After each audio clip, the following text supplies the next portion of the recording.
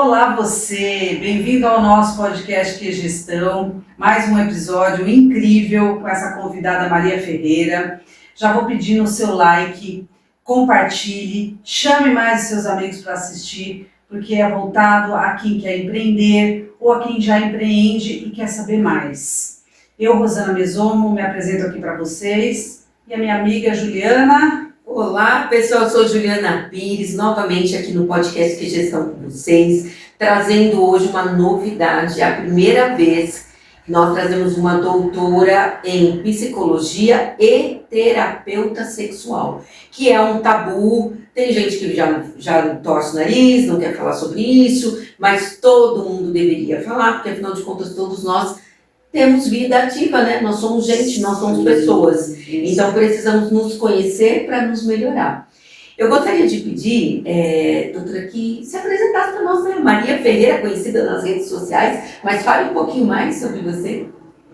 Bem, eu sou a Maria Ferreira, eu sou psicóloga clínica, formada pelas FMUs há 27 anos, eu estou nessa área. Eu sou psicanalista, mas com especialização hoje em terapia cognitivo-comportamental e também pós-graduada em terapia cognitiva sexual, a TCS. É aí que tá. Esse assunto, ele é até polêmico de se falar, mas de ouvir, eu acho que muita gente vai querer ouvir. Porque é um tabu para muitas pessoas, mas a gente tem que entender como é que funciona essa dinâmica e quais as disfunções aí, doutora, que a gente poderia elencar sobre isso. Rosana, nós ficaríamos dias aqui falando sobre essa temática. Como você realmente disse, ainda há um tabu enorme, porque é algo que é camuflado, não é dito. Se fala, por exemplo, da parte odontológica, se fala da parte dermatológica, se fala sobre alimentação, mas a sexualidade é sempre deixada de lado. E aí, se nós pararmos para pensar, mas por que ainda? Porque, de fato, existem tabus, mitos, que ainda persiste, e isso traz consequências para toda a sociedade. Nós estamos vivendo momentos dificílimos. Recentemente, nós tivemos inúmeras situações ocorrendo jovens, adolescentes, e se pergunta, mas por que acontece? Porque ainda falta educação sexual. Porque os nossos meninos e meninas, elas têm tido uma abertura imensa. Elas têm muita liberdade, principalmente com o advento das redes sociais. No entanto, será que tudo que se aprende nas redes ou através da pornografia é isso que deveria ser dito? Então, por que isso acontece? O que vocês imaginam que acontece? Por que isso acontece? Veja bem, doutora, que interessante isso que a senhora está falando aqui, né? Porque nós vemos cada vez mais jovens se relacionando mais cedo, né? Aí já entrando numa vida sexual com 12 anos, com 13 anos, é fato, né? Fato. Às vezes engravidando muito cedo, trazendo uma consequência aí até político-econômico de uma gravidez indesejada e aquela briga, aborto sim, aborto não, e vira aquele pandemônio na família. E ainda, eu digo, o jovem, o homem que ainda trata a mulher como um mero objeto e perde-se ali tudo. Não seria uma falha familiar? Não seria o pai ou a mãe que trata o assunto com vergonha, não fala abertamente com seus filhos? Seria esse o pivô? Juliana, nós não podemos falar de falha da família. Porque nós funcionamos baseado em crenças. Então, nós vamos ter as crenças racionais e as crenças irracionais. Exemplo, eu vim do estado da Bahia aos 16 anos. Eu saí para vir trabalhar.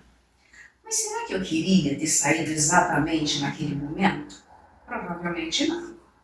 Contudo, havia uma preocupação enorme por parte dos familiares e que as filhas, usar um termo bem pejorativo, se perdessem. Sim. E o que significa se perder lá na década de 70, por exemplo? Era aquela menina que, ao invés de estar ali pronta, né, pela família, para casar, se reproduzir, ter filhos, ela encontrava uma adolescente na faixa etária, ou um homem mais velho, que era muito comum naquela época. As meninas casavam aos 13 anos. Hoje a gente fala em pedofilia. Sim, existe esse absurdo. Mas o que acontecia com as meninas que eram prometidas e que muitas casavam-se? E casavam com homens que às vezes já eram viúvos, que tinha 4 ou 5 filhos, e aquela menina ia cuidar. Então eu comecei a perceber que eu não tinha muitas opções, filha de uma família humilde, mas que eu já tinha uma sede de querer aprender a fazer diferente. Então eu comecei a perceber que amigas minhas, por exemplo, do ginásio, porque era ginásio, né? Não era no colégio, era ginásio. As meninas, elas de repente engravidavam. E aquilo começava a me assustar. E essas meninas retiravam de casa. Mandavam para a roça, para casa da avó, para qualquer lugar. Isso quando não era expulsa de casa. Assim. E eu comecei a ficar em pânico. Eu falei, gente, para não me perder, eu vou para São Paulo trabalhar, que era o caminho. Quer dizer, era uma saída daquele meio comum. Exatamente. Então, por que a gente não pode falar em falha?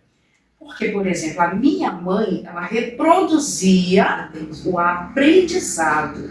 Então, essas mães de hoje, né, elas até têm um pouco mais de conhecimento. Mas se nós levarmos em consideração que a maioria das mães tornaram-se mulheres, né, profissionais, e que essas filhas hoje, elas são, ou fica na escola período integral, ou ela tem uma babá, e aí as coisas estão acontecendo. Mas essa mulher, ela também tem os tabus, que ela trouxe das raízes. Então essas crenças, elas vão ficando rígidas. E aí a mãe não fala sobre o assunto.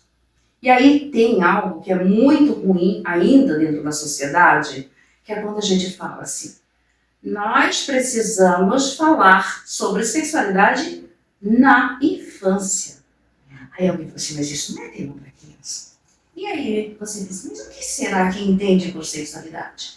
Porque se eu tenho um casal de netos gêmeos, a Laura e o Felipe, que estão com 5 aninhos. Beijo da vovó. E como não passar para eles, por exemplo, o que pode e o que não pode? Como eu vou preparando essa criança? Porque quando eu falo assim, Laurinha, quem pode tocar no seu corpinho? A vovó, a mamãe, o papai, a pessoa que está aqui. Então ela já vai adquirindo que ela tem uma responsabilidade em cuidar dela própria. O Felipe também. Vovó, posso tocar no corpo do meu amigo? Não, só sei deixar. É a mesma coisa quando fala, posso pegar o brinquedo do meu amigo? Não. Primeiro você precisa pedir. Então eu não posso tocar o seu corpo se eu não tenho consentimento. Eu acho extremamente importante a criança na primeira infância ter esse tipo de educação. Porque ela vai para a escola, ela vai ficar em casa com empregados, né? Não é verdade? Ela vai se relacionar no condomínio com diferentes. Ela vai conviver no condomínio. Eu já vi vários relatos de crianças serem molestadas dentro de condomínios, porque você fala, aqui eu estou no meu mundo seguro. E não é bem assim. E isso que você falou é totalmente verdade. Nós mandamos as nossas crianças para a natação, para o judô. Se eu não trabalhar a minha criança dentro de casa, quando ela necessitar o banheiro, quem vai limpá-la? Quem vai auxiliá-la? Se ela não for aprendendo dentro de casa. Então, nós devemos levar em consideração que falar sobre sexualidade é para além do que se pensa sobre sexualidade. Porque daí ficam os tabus, não se falam. E aí as nossas crianças ficam vulneráveis, muito vulneráveis. Gente, não é por acaso que século XXI nós ainda temos um número de absurdo de abusos dentro de casa. Verdade. Por quê? Porque são as pessoas mais confiáveis. E eu não preparei a minha criança. Então você é boazinha, você me dá bala, você me dá chocolate. Como que eu posso saber se essa carícia que você está fazendo está errado? Verdade. Os maiores abusos é o tio, a titia, E o por isso, vovô, a criança, quando acontece muito isso, né, hoje, a criança, se acontece algum abuso, ela nem sabe que foi. E aí, quando ela chega na fase adulta, que ela vai lembrar daquilo, e muitas vezes numa sessão de terapia, eu acho, doutora, que ela entra naquele looping e ela fala, nossa, não é que eu fui? Exatamente, Rosana. Eu tenho várias pacientes que foram abusadas na infância. Outro dia eu disse, eu nunca imaginei que aquilo poderia, hoje eu entendo. Não vai longe, nós estamos num momento extremamente doloroso, com aquele abuso coletivo que houve no Rio de Janeiro, que nós tínhamos uma menina que parece-me que ela foi criada pela avó, e tem um determinado momento na matéria que a avó disse assim, eu não quis mais ouvir o restante. Por que será que essa pessoa estava tão fragilizada? Porque para ela é tão absurdo que ela jamais imaginaria a neta passar por essa situação. E a menina, por sua vez, ela fica em dúvida. Porque quando ela é conduzida, ela já conhecia aquela pessoa. Então ela fica numa situação onde ela não sabe mais o limite do que é adequado, do que não é adequado. E aí a gente cai no nosso sistema patriarcal. Porque assim, o rapaz ir para uma festa à noite, o rapaz entrar num apartamento com amigos, tudo é normal. Agora, a moça está sendo extremamente julgada porque eu vi nas redes sociais ela ter ido no apartamento do ex-namorado. Mas por que ela não tem esse direito? Não é? Aí nós temos o que nós estamos falando sobre a criança. Nós temos a criança, que nós vamos preparando para quando ela chegar, por exemplo, na segunda infância, ela já tem essa noção. O que eu posso fazer e o que eu não posso fazer com a porta aberta? A gente faz número 1, a gente faz número 2, a gente vai explicar isso para a criança. Você precisa de privacidade. Você não vai deixar a porta aberta. Se eu vou trabalhando essa criança, quando chegar na puberdade, o que nós vamos ter? Nós vamos ter aquela criança que, por exemplo, recebia um toque e achava cosquinha. Mas quando ela chega na puberdade, existe uma revolução hormonal. Ela já começa a perceber alguma sensação corpórea. E aí começa a entrar o desejo. Se os pais não tiveram a chance de trabalhar isso na infância, ainda tem na adolescência. E é essa puberdade que vai, quando ele chega na adolescência, ele já está desenvolvendo testículos, aumento do pênis, a menina já tem pelos pubianos, já aparece seios, mas ninguém fala nada para ela. Ninguém perguntou como ela se sente naquele corpo. O menino não sabe exatamente o que fazer.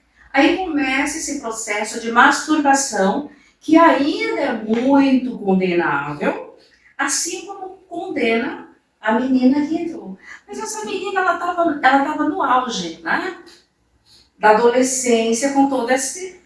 E ela já conhecia. Ela conhecia o moço, ela não conhecia as outras pessoas. Sim, exatamente. Nesse caso até é cruel, porque a pessoa ela foi lá numa Porque ela tinha um vínculo. Exatamente. Vínculo Aí você só desenvolve com quem você acredita que conhece. E aí é onde entra o apoio. Provavelmente, né, eles tinham também intimidade. Sim. Aí interrompeu o namoro. Sim. Essa pessoa deve ter falado muito dessa intimidade pro coletivo. E Sim. o coletivo se aproveitou da moça. E aí nós temos que levar em consideração quem são esses jovens.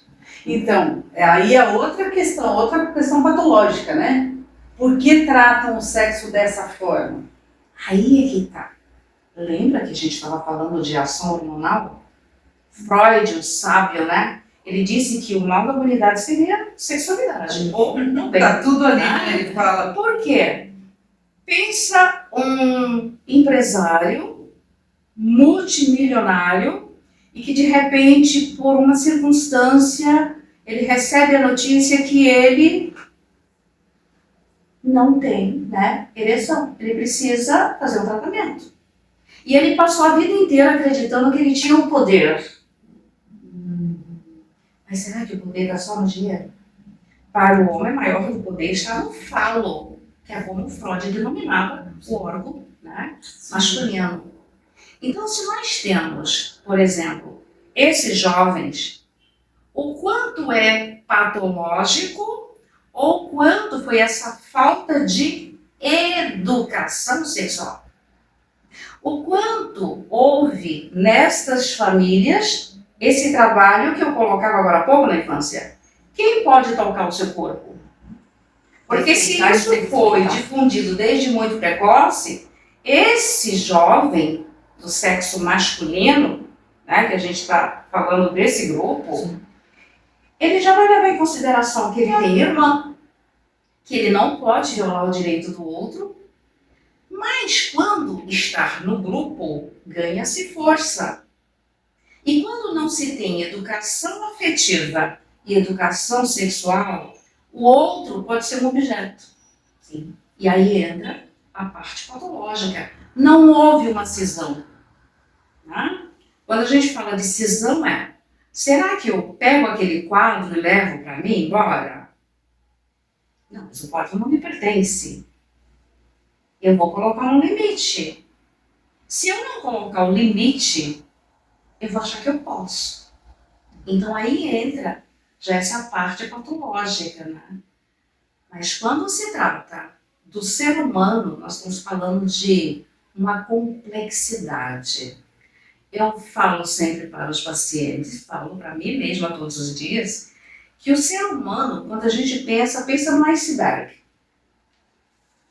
Você não consegue, sabe? É o que nos leva, por exemplo, muitas vezes, assim, nossa, eu não acreditava que eu fosse capaz de fazer isso. É quando alguém fala, gente, eu não acredito que aquela pessoa era tão... Como teve coragem? Sim, nós temos coragem. E o pior é que levamos isso para o casamento, né? Sim. Porque aquilo que você cria ali na adolescência, esse comportamento desses rapazes, né? Que maridos eles serão? E essa moça agora, como que ela vai se casar, né?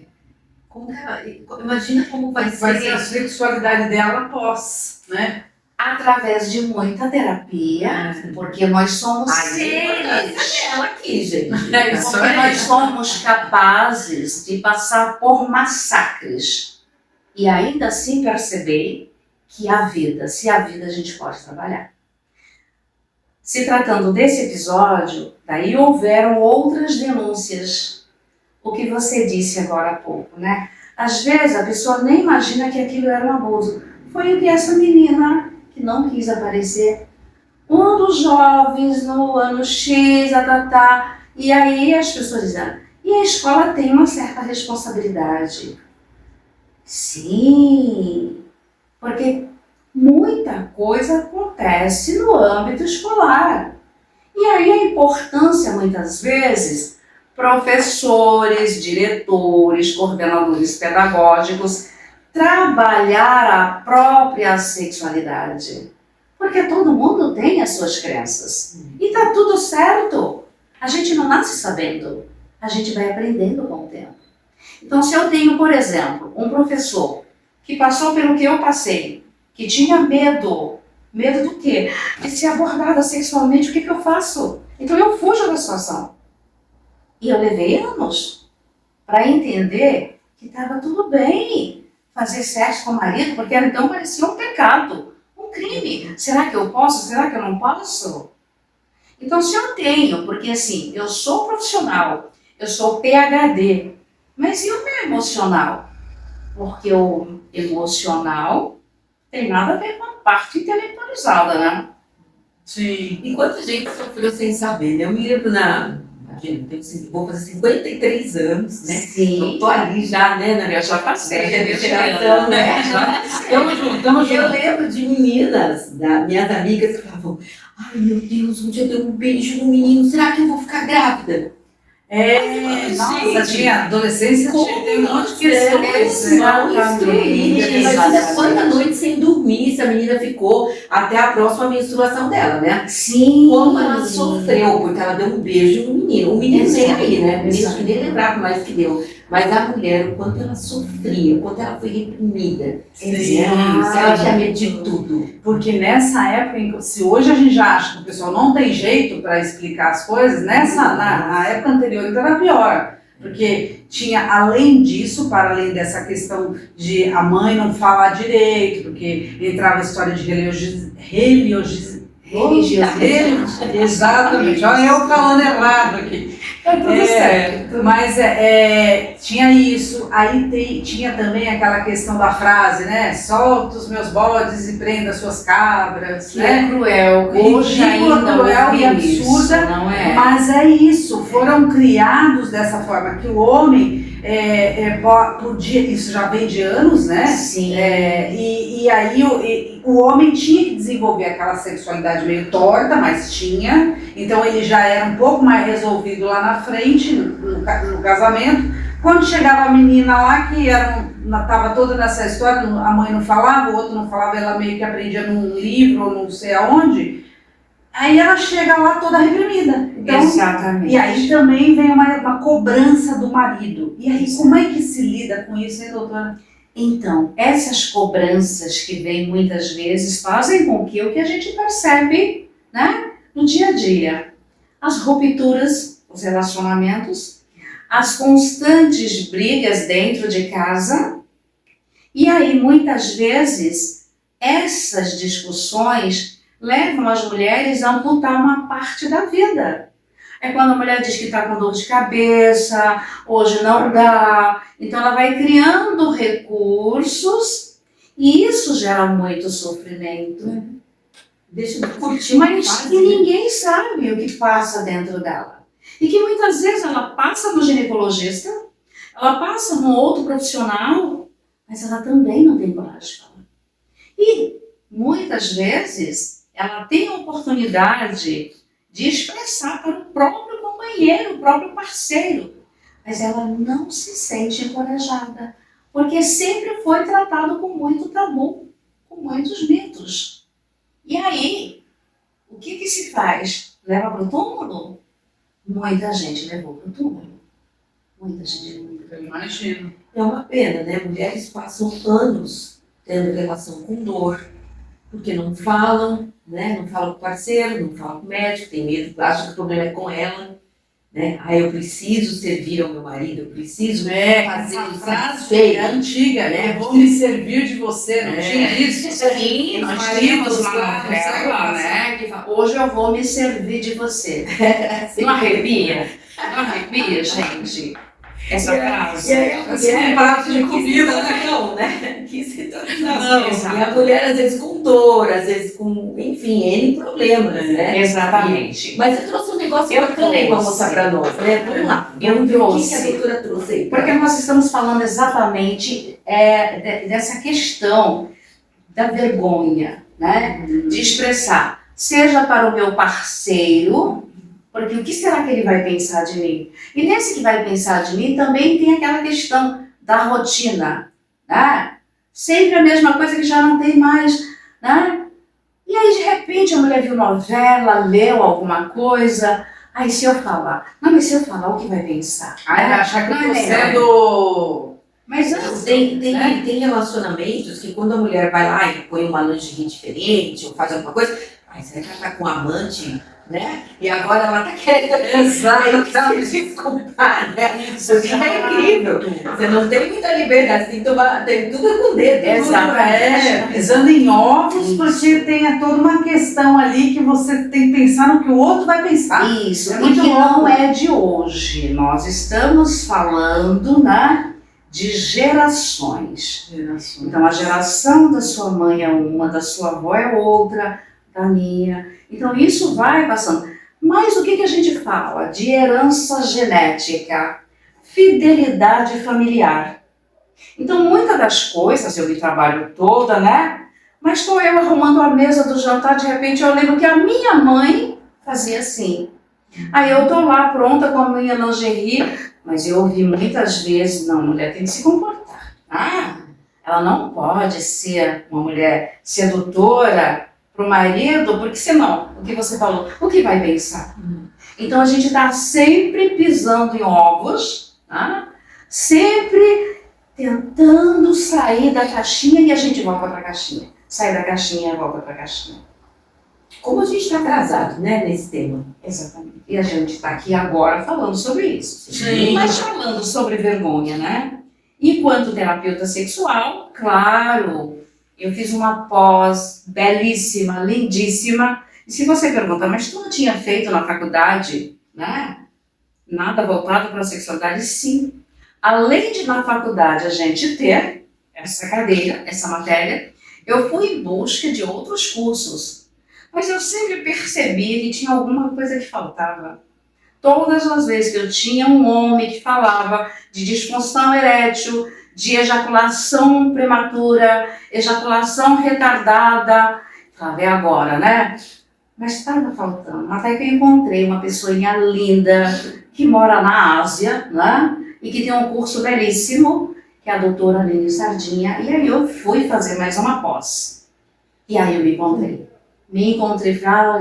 Eu tinha que encontrar esse curso antes de morrer, para acabar de trabalhar os meus tabus e os meus mitos também, porque quando a gente estuda, a gente aprende para replicar, Sim. mas também Para tratar. Né? E aí falando da vergonha, né? Tem esse material que é belíssimo, né? Que eu trabalho no consultório, e ele é um facilitador exatamente para quem tem vergonha. Né? Então chegou uma paciente ou um paciente, ou não importa, gente, eu atendo LGBTQIA+, todo mundo Pessoas. é bem-vindo. Pessoas, no geral. Pessoas, eu atendo pessoas. Então não sabe como começar. Então isso aqui é um baralho. Então eu coloco, por exemplo, assim em cima da mesa, ou na internet, vou mostrando, um por um, né? Aí, lê. Conversando sobre sexo, cartas temáticas, repertório sexual. Ou seja, conversando sobre... Veja o que está escrito atrás. Vamos lá. Massagem. Massagem. Aí, pegou uma outra cartinha sobre essa. Talvez não seja sobre massagem que ele quer falar. Também conversando sobre sexo, aí aqui, camisinha. Camisinha. Então, vamos lá. O que acontece com a camisinha, né? Ainda hoje nós temos dificuldade com a camisinha? Temos. Eu acho que não sabemos ainda. Muita gente, né, eu acho. Por que nós temos dificuldade com a camisinha, gente? Eu acho que principalmente, eu penso, né, que principalmente seja o homem.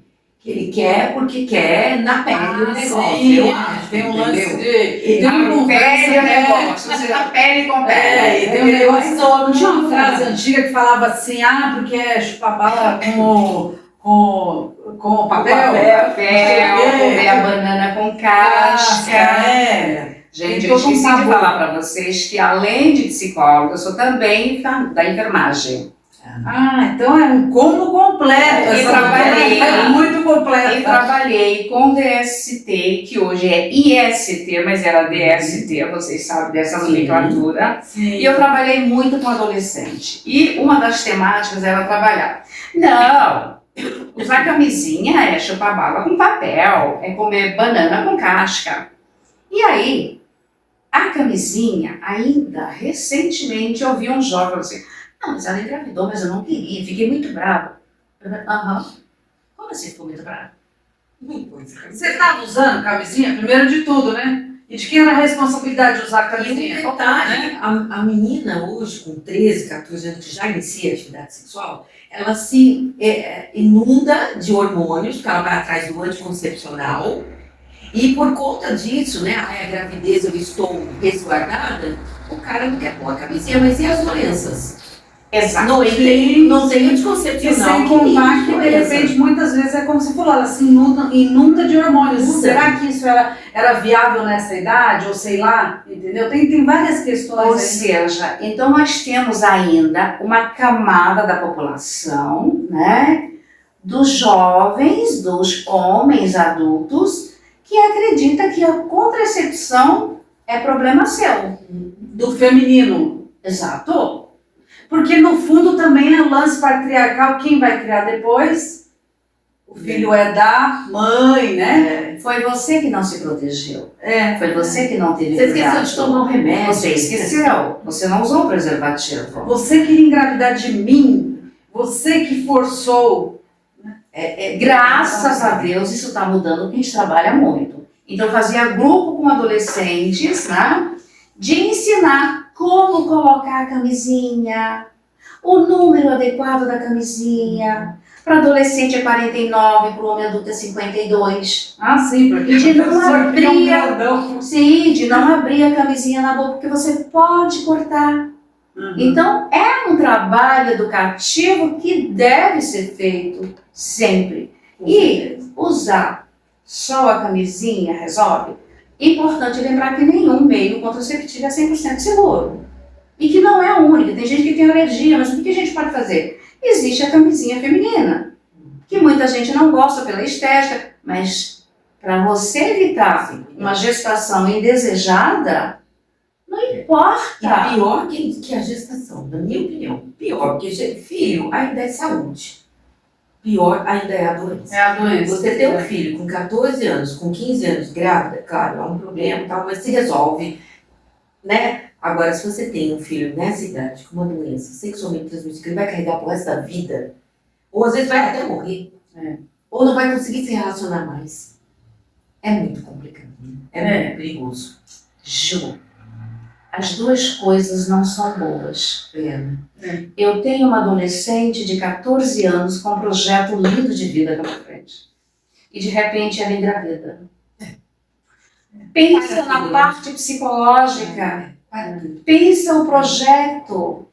Pensa a dor de toda a família. E aí, não, sem contar o desdobramento futuro, que depois Sim. essa menina pode virar uma adulta que fica culpando o filho dela inconscientemente de todos os problemas da vida dela, porque acontece muito isso, né? Não, eu larguei, mas aí você percebe, acho que no seu consultório deve ter um monte de gente mal resolvida nesse sentido, que não queria, daí virou, e aí para a sociedade ela fala que ok. Eu tinha uma amiga assim, ela, não, porque eu vou largar tudo para criar meu filho. Só que daí ela é estressada no último, assim, a criança ficava de um jeito. Aí você fala assim, não, então vai trabalhar. Se você está querendo culpar, exatamente. Então tem uma coisa da psique humana também, que por um lado ele é cobrado da sociedade uma coisa, por outro ele começa a culpar. Sim, sim. Né? E a gente entende que isso gera um sofrimento para toda uma família. Sim. E muitas vezes traz consequência para a sociedade. Sim. Que é aquela jovem que vai estudar. Recentemente nós tivemos um caso lá para o lado do Nordeste, em que uma jovem, ela recebeu, né, um ok para levar o bebê para a faculdade, porque naquele período, naquela semana, ela não conseguia deixar. E ela foi assim, né, retirada da sala. Houve, os colegas fizeram todo, né, uma colocação nas redes sociais, ou seja, então não é que a gente espera nenhuma IST, porque você vai ter aí um comprometimento, né, mas que a gente precisa falar de educação sexual desde muito precoce e que a gente precisa lembrar sempre, tem sempre alguém para acolher. Na dúvida, busque ajuda. políticas públicas, talvez, que acolham também essa situação, né? Por exemplo, se a criança, uma criança, né, 14 anos, ficou grávida e ela está estudando, ela não pode parar de estudar, ela tem que ter um respaldo de política pública, que tenha alguém que fique com essa criança durante o período de aula, que dê, né, a oportunidade igual às outras, ela não pode deixar de ter oportunidades na vida. E eu gostei disso aqui. Então, isso aqui a pessoa vai, ela... Exato! Aí que que eu e aí o tema é o que vai... Aí E eu aí quero falar a gente disso, vai- eu quero falar Exato. disso. Eu quero falar sobre isso. Tá. A gente vai falar sobre aquilo. Quer dizer, a pessoa ela tá retraída, daí ela pega um cardzinho desse e ela fala, ó, por exemplo, desvendando a sexualidade, crenças e estratégias comportamentais. Agora, o sexo entre nós está, 3 pontinhos. Ou seja, a pessoa, ela não quer falar que não está acontecendo, ela me entrega isso daqui. E aí eu vou botar, como você acha que tá? E aí ele vai trazer. Quer dizer, ele lê e aonde ele tiver a zona de conforto, ele não precisa verbalizar ou ela. Sim, a gente ela vai partir Ah. destes 3 pontinhos e aí a pessoa vai colocando, porque às vezes ele não sabe exatamente porque não vem com os tabus, com os mitos. Vem. Então isso torna-se um facilitador. Então o baralho da sexualidade Sim. veio para facilitar principalmente a vida, né, do paciente que está buscando ajuda. Achei isso muito interessante, porque é uma maneira de abordar de uma forma lúdica e a pessoa fica, ela começa a ter tranquilidade em falar os temas. Né? Ela não precisa ir lá com uma abordagem que ela tem que ficar criando da cabeça dela, né? Sim, porque às vezes ela nem sabe como começar. Sim. Então, por onde eu começo? Eu quero falar sobre isso. Então, nós temos sobre as emoções, as estratégias que foram desenvolvidas, por exemplo, os mitos, né? Nós temos 10 mitos. Então, por exemplo, sexualidade. 10 mitos que eles vivem sendo todos os dias repetido por aí. Por exemplo, né, que a mulher demora mais para atingir orgasmo, né, que a ejaculação retardada é uma disfunção sexual. De repente, é um período em que esse homem está vivendo, perdeu o emprego, aconteceu alguma coisa na família, a cabeça não está legal. Eu costumo dizer o seguinte, gente, quando as coisas não andam bem na cabeça, não anda bem em lugar nenhum.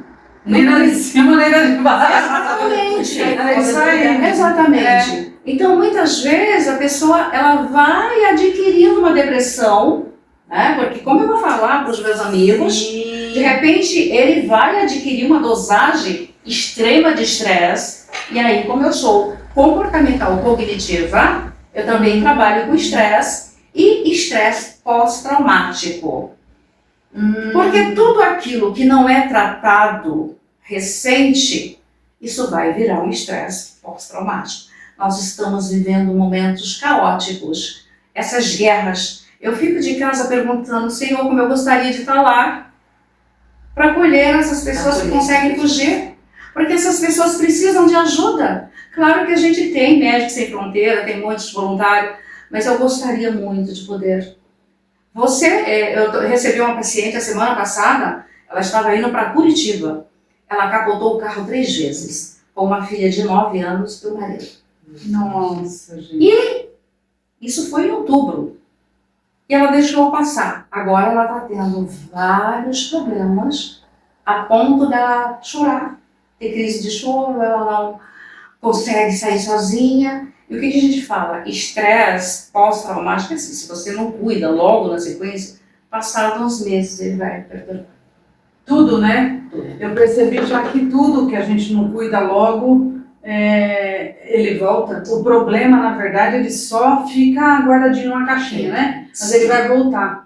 E esse papo, assim, ele é extremamente importante para todo mundo. Não é só para sexualidade ou problemas antigos e nada disso. É para tudo, gente. A gente coloca a terapia numa caixinha que vem da nossa época, talvez, né? De que o terapeuta é só para quando a pessoa efetivamente tem um problema grave e não sei o quê. E não é nada disso. Não. O terapeuta, ele deveria servir para a vida inteira de quase todas as pessoas, né? Sim. Pensar. Eu costumo dizer o seguinte, você não precisa estar no fio da navalha para buscar ajuda.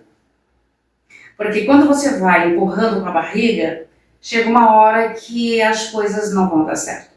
Eu trabalhei em psiquiatria. Então, quando você recebe os pacientes, quem está aqui na rua, imagina que é usuário de drogas, que é morador de rua, não. São empresários, são pessoas como eu, como você, dona de casa. Que perderam. Então, saúde mental é tudo. Saúde emocional é o que te dá equilíbrio para resolver as questões sem sucumbir. E a humanidade está doente. Está. Exato. E outra coisa, é uma coisa, aí doutora, você vai poder dizer se é ou não. Existe um tipo de depressão que está acometendo as pessoas, e que eu tenho lido um pouco sobre isso, que é a tal da depressão funcional, que as pessoas funcionam até certo ponto, só que ela tá depressiva, ela não consegue ver cor na vida, mas ela tá no dia a dia funcionando. E aí as pessoas em volta não percebem.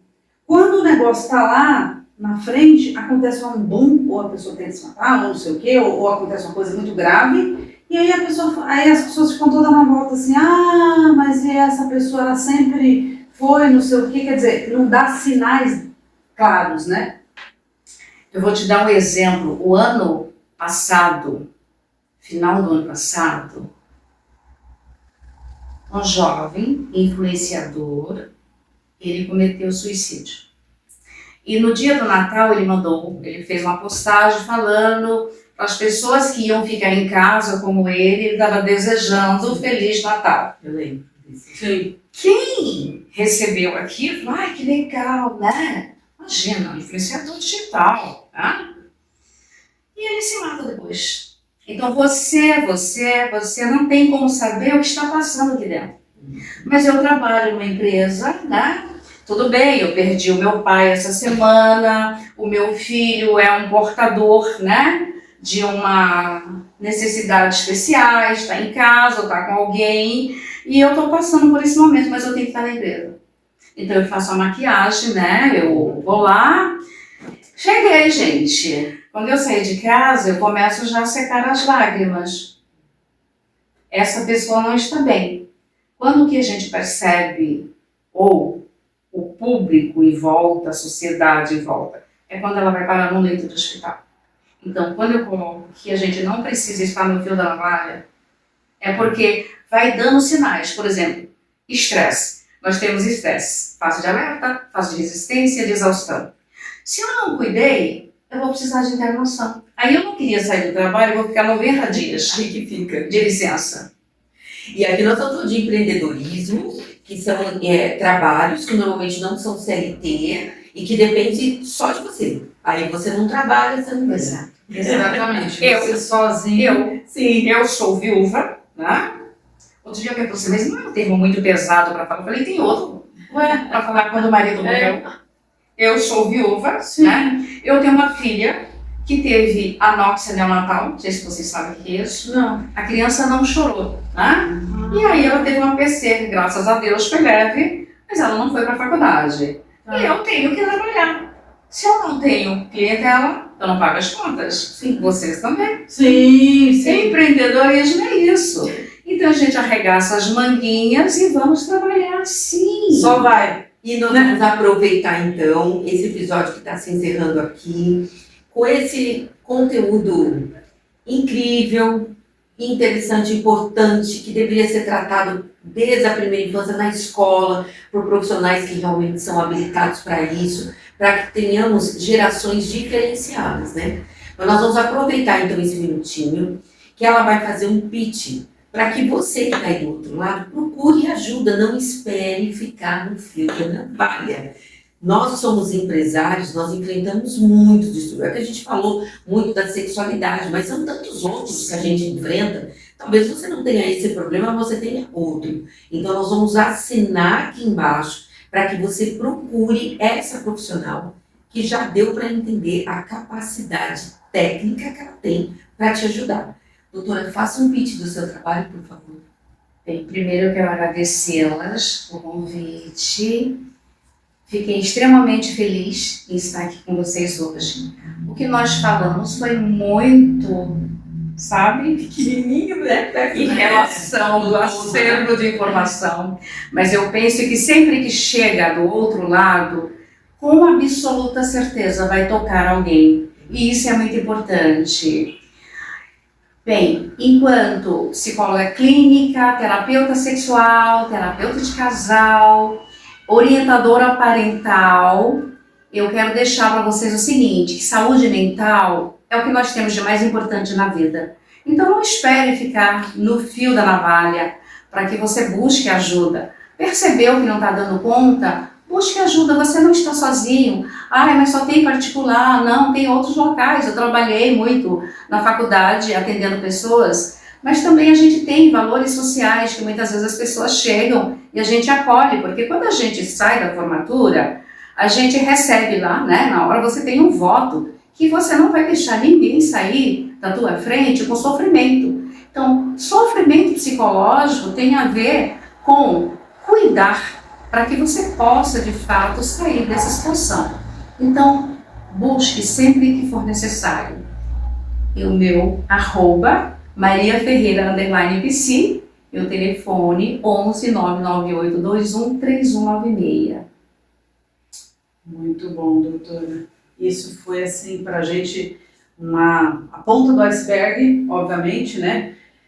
Mas eu acho que aí, gente, é uma coisa de olhar para dentro de si. Sempre tem saída para tudo. E como a doutora falou, se é questão financeira ou não, vai conversar.